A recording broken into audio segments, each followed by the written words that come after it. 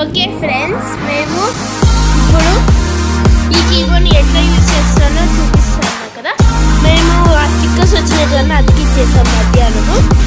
మేము ఇప్పుడు ఇది ఎట్లా వర్క్ అవుతుందో చూపిస్తున్నాం.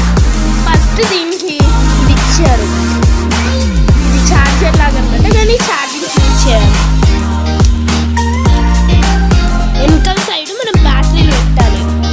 ఇది మనకి ఒకవేళ స్విచ్ బోర్డ్ మనం ఎక్కడైనా తీసుకెళ్తే స్విచ్ బోర్డ్ లేకపోతే మనకి బ్యాటరీలు యూజ్ అవుతాయి. లేకపోతే మన దగ్గర స్విచ్ బోర్డు ఉండి కూడా స్విచ్ బోర్డు ఉంటే సో మనం ఛార్జింగ్ వైర్ ఉంది కదా అది పెట్టుకోవాలి. అంతే,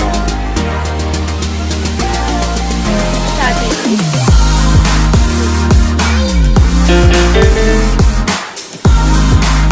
ఓకే ఫ్రెండ్స్, స్టార్ట్ అయింది. ఇవన్నీ ఫ్యూల్స్ 300 ఇద్దాం. ఇవన్నీ ఇవి ఈ నెంబర్స్ ఎందుకు ఇచ్చారంటే ఇవి ఇక్కడ నెంబర్స్ రాస్తున్నాయి కదా అవి నొక్కడానికి. ఇక్కడ మనం టెంపో అవన్నీ చూసుకోవచ్చు. ఇక్కడంతా మనం వాయించాలన్నమాట.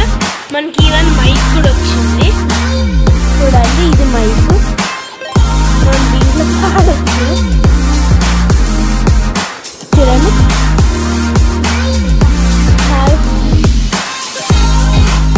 ఓకే ఫ్రెండ్స్, వచ్చాము. ఇప్పుడు వర్క్ అవుతుంది మైక్.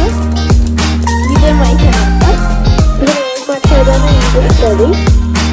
నెక్స్ట్ ఈ స్టాండ్ వచ్చింది మనకి. ఆ ఓనర్ మాన్యువల్ పెట్టుకోవడానికి నేను ఇట్లా సెట్ చేసుకోవాలి.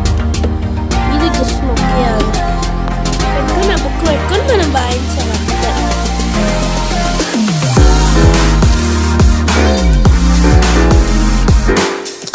ఆగండి